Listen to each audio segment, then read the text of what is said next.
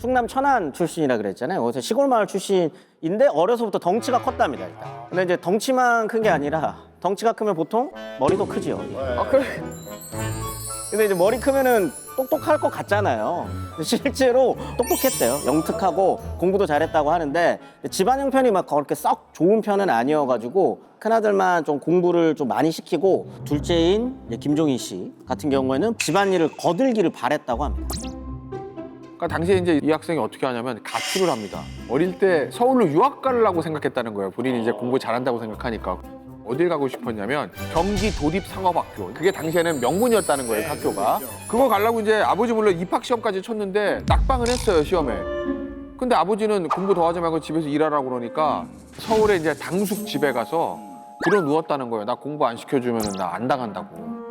그 당숙 어른이 아버지를 설득을 했고 그래서 결국 이제 재수를 해가지고 경쟁률 한 16대 1이었대요. 붙었어요, 경기 도립상업학교. 그 이제 당시에는 시골 촌놈이 서울의 명문학교에 입학을 하게 된 거죠. 그 정도면 마을에서 막 현수막 걸고 잔치 같은 거 해야 되겠는데요? 그렇죠. 근데 요즘 같으면 그러겠지만 이제 현실적인 문제가 있잖아요. 먹고 살기 급급한데 학비 대기도 벅찬 와중에 학교가 서울이라고 해서 뭐 서울에다가 하숙집 얻어주고 이럴 형편이 안 되잖아요. 어쩔 수 없이 어떻게 했냐? 충청도에서 기차 타고 통학을 합니다. 통학을 해요. 아 이게 KTX도 그 내가 볼 때 집에서 역까지 1시간이에요. 그렇지. 왕복 6시간. 그럼에도 불구하고 1, 2학년 내내 결석 한 번 하지 않았고 성적도 5등 밖으로 밀려난 적이 없었다고 합니다. 그러던 어느 날 어린 김종희 회장이 이제 아버지 앞에 무릎을 꿇고 앉아서 아버지 제 소원 하나만 들어주세요. 반에서 1등 한번 해보고 싶습니다. 3학년 1학기 딱 한 번만 이거 하게 해주세요 라고 이야기를 합니다. 뭐였을까요? 뭘 해야 될까? 학원 보내달라? 결혼. 가와이? 서울에서 먹고 자는 거. 그렇죠. 예. 하숙입니다, 하숙. 천안에서 왔다 갔다 하는 게 너무 너무 힘드니까 머니까. 하숙 시켜달라는 거였는데 결국 이제 아버지도 두 손 두 발 다 들고 없는 살림이지만 하숙비를 마련해 줬습니다. 그 결과 3학년 1학기 기말고사에서 1등을 거머쥐었다고 합니다. 대단하다.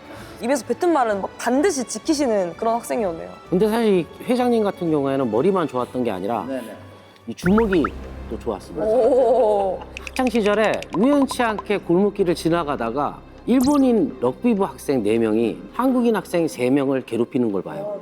그래서 이 회장님이 생각을 하시죠. 아, 쪽수에 밀리리 내가 도와드려야겠다. 머리 듣습니다. 아 이거 봐. 박치기를 박아버리죠. 머리를. 그래서 이 사건으로 인해서 폭력 사태에 휘말린 8명이 모두 퇴학을 당하게 됩니다. 아니 이게 어렵게 하루에 6시간씩 막 차에 시달리면서 근데 갑자기 이게 퇴학을 당한다? 진짜 1등까지 한 모범생인데 박치기 했다고 퇴학까지 시킨다고요? 그러니까 뭐 주변에서도 안타까웠을 거 아니에요. 공부 잘하는 애가 이제 폭력 사태 한 번에 엮여가지고 퇴학을 당하니까. 근데 이제 그 다행인 게 서울의 당수거든. 그분이 도움을 주셔가지고 전학을 가요. 멀리 한경남도 원산으로. 알죠? 서울에서 원산이면 당시에. 당숙의 지인이었던 일본인 경찰이 있었는데 그 경찰 집에서 이제 숙식을 하게 되는 거예요. 대신 조건이 하나 있었어요. 그 경기도상 달릴 때 패스업한 거 그 얘기는 절대 하지 말아라. 무덤까지 가져간다. 근데 이제 원산의 그 학교 학생들이 보니까 야 서울에서 누가 하나 전학 왔는데 제가 일본 경찰 집에서 등하교를 하네? 쟨 친일파인가? 이렇게 생각을 해가지고 비난했다는 거예요. 근데 말을 할 수가 없어. 내가 왜 여기서 학교를 다니는지. 묵묵히 이제 참고 견뎠는데 어쨌든 나중에 오해는 풀렸다고 해요. 나중에 진실이 밝혀졌을 때 친구들이 되게 미안해했을 것 같은데 졸업은 무사히 잘 한 거죠? 다행히 졸업은 큰 사건 사고 없이 잘했는데 이 무렵에 이제 외부적인 문제가 하나가 터져요. 태평양 전쟁이 발발하게 됐습니다. 일본 유학을 그때 가려고 했었거든요. 근데 그 꿈이 이제 무산이 된 거죠. 결국에 당숙의 지인으로부터 화약회사에 한번 가봐라 이런 권유를 받고 1941년 조선 화약 공판에 입사하게 됩니다. 처음에 맡은 일이 구매부 격리로 일을 시작하게 되거든요. 다이너마이트 회사에 왔으니까 아무래도 화약에 대해서 좀 공부를 하고 싶은데 이 기술을 일본인들이 절대 알려주지 않아요. 그렇겠지. 예, 그러다가 어느 날 도쿄대학교 화학과 출신이었던 일본인 간부가 이 회장을 잘 보신 거죠. 성실하고 착하고 근면한 것 같으니까 틈이 날 때마다 기술을 조금씩 전수를 해주십니다. 이 덕분에 입사 4년 만에 다이너마이트의 계장으로 승진을 하게 됩니다.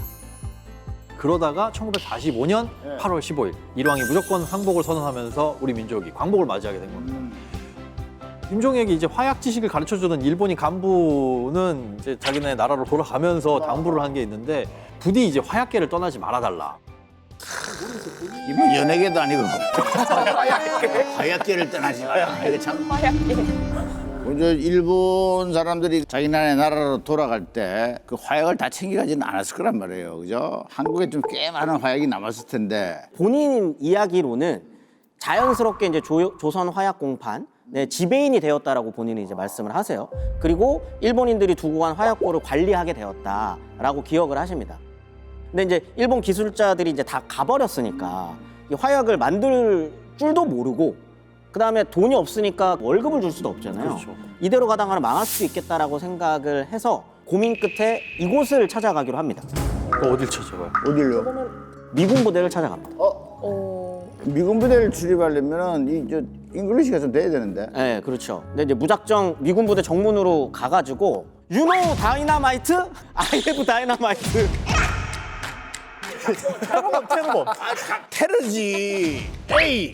다이너마이트. I have dynamite. 빵빵 이렇게 한 거죠. 실제로 헌병이 권총을 뽑아 들었대요.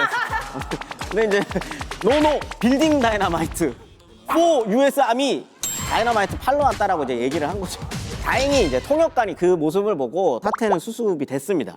근데 이제 자초지종을 이제 듣다 보니까 이 화약을 당시 담당하고 있었던 스미스 대위가 딱 나와가지고 김종희 이 사람 되게 배짱이 좋다.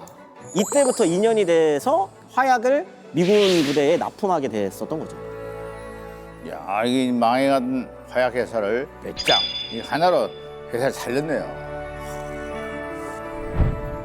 그런데 위기가 또 터져요. 6.25. 전쟁이 터지고 4월 만에 서울이 북한군 수준에 떨어졌잖아요. 그러면은 이 사람이 이제 고민을 한 거죠. 당시에 다이아몬드 3,000 상자가 있었다는 거거든요. 이걸 어떻게 해요? 다 두고 가서 터지든지 아니면 북한군 손에 넘어가든지. 그래서 어떻게 할까 고민하다가 서울에 남았다는 거예요. 아, 이게 남는다고 지킬 수 있나? 근데 진짜 회사에 저 북한군에 나타났다는 거예요. 그러니까 김종인 씨가 어떻게 했냐면 일부러 화약고의 문을 열고 야 이거 폭발 위험이 있는 물건이야. 이거 잘못하다 터지면 나도 죽고 너도 죽고 다 죽어. 이렇게 이제 반 협박 아닌 협박으로 겁을 준 거죠. 그래서 화약을 안 뺏기고 그 화약을 지켰다는 거예요. 아, 신의 한 수였네. 근데 전세가 또 급박하게 흘러갑니다. 서울을 수복을 했는데 또 얼마 안 있다가 이제 중공군이 개입하면서 일사후퇴가 벌어지죠.